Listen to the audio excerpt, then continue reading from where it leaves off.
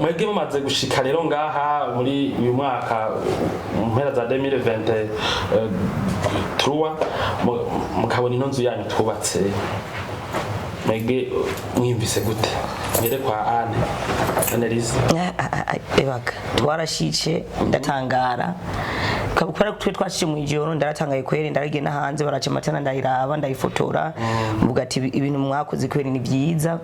utuntu twambere twanshimije n'utu dupilo turi ngaha inyuma aga pillar twe tubitu pillar akantu gahagaze ngaha dupila pillar okay ni pillar twe tubitu hariya pillar twarankanga urumva twanyibukije kumwe n'abantu zenye bubaka inzu hari iwabo aba Roman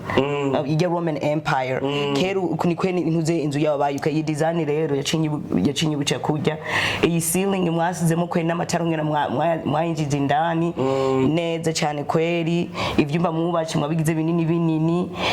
ububati nta kintu kibuze muri inzu n'ukuri no kuvuga ati twarubatse inzu mwarayubace neza byani murashika kumurashikisha kure murayubaka neza ibintu byose design ngira baba yari kungena yari yayicafye nikweni mwayigize